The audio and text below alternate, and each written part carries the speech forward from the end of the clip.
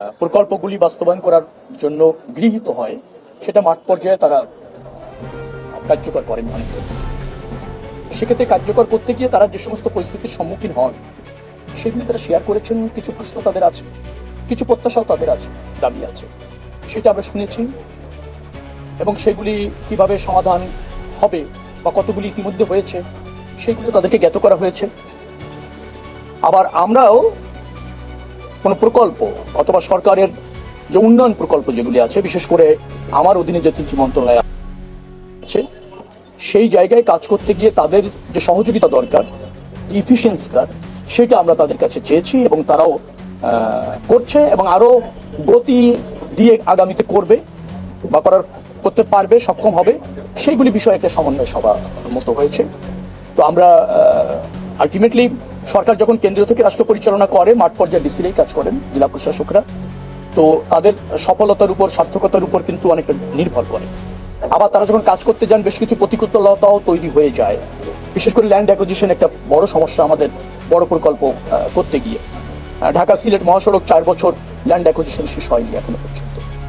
আমি যখন দায়িত্ব নিলাম তখন দেখলাম যে মাত্র 20% হয়েছে, সেটাই 2 মাসের মধ্যে এখনো মনে হয় 46% করতে পেরেছে। আগামী 2 মাস তাদেরকে বেঁধে দেওয়া হয়েছে, তার মধ্যে তারা করতে সক্ষম হবে বলে মনে হচ্ছে। একটা উদাহরণ দিয়ে বলছি, এরকম অনেক প্রকল্প আছে, যেমন রাস্তার 2 পাশ দখল, রাস্তার উপরে বাজার, রাস্তার উপর অংশ গরুহাট চলে আসে, অবৈধ বিজ্ঞাপন বিলবোর্ড আছে, সেগুলো অপসারণ করা দরকার।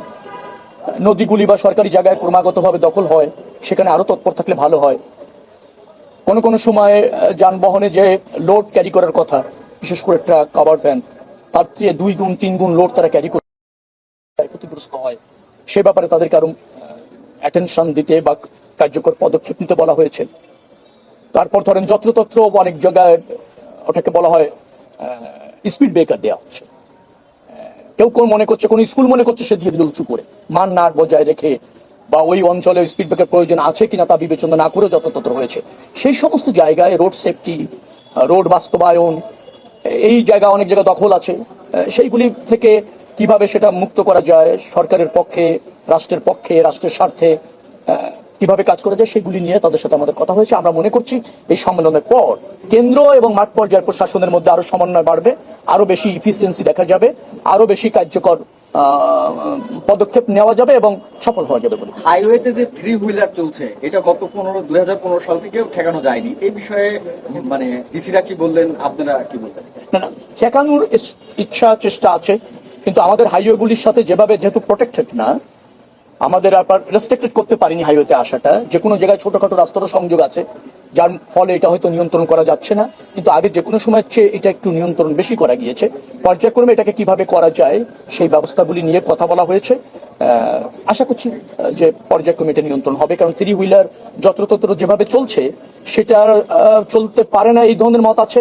আবার কোনো জায়গায় এমন আছে যে সেফটিটা নিশ্চিত না করে তো আপনি অনেক ধোঁয়া বাধ্য করা যাচ্ছে না, সেরকম একটা বাস্তবতাও আছে। এর মধ্যে সমন্বয় করে কাজ চলছে। ডিসিরা কি আসলে যেটা হচ্ছে লেভেল ক্রসিং এর যে অ্যাক্সিডেন্ট, আর বছর ট্রেনের মধ্যে পাথর ছুঁড়ে মারে, এইটার বিষয়ে মনে কি কোনো রকমের কোনো প্রস্তাব দিয়েছে?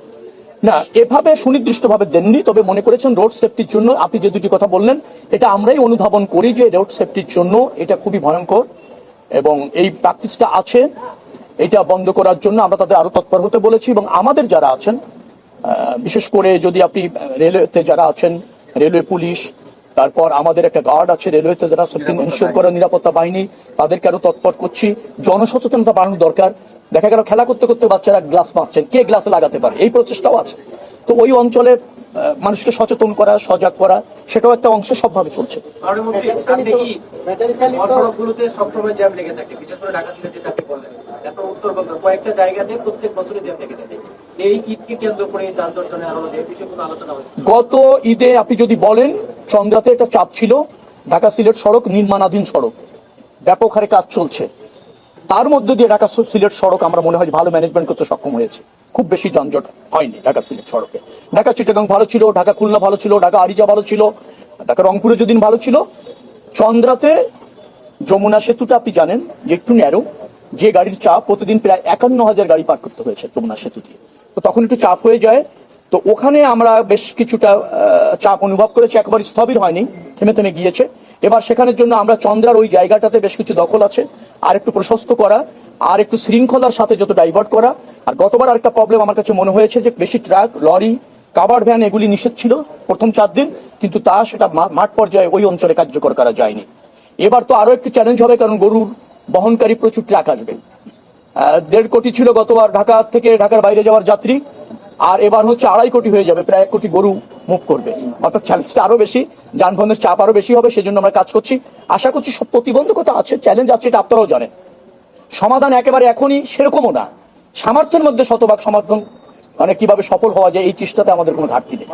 আমি আপনাকে সংক্ষেপে বলি যে সড়কটার কথা আপনি বলছেন 1 লেন না 2 লেন, ওটাকে 4 লেন করার আছে, 2টে সার্ভিস লেন সহ 28 কিলোমিটারের মতো আমরা করতে সক্ষম হচ্ছি।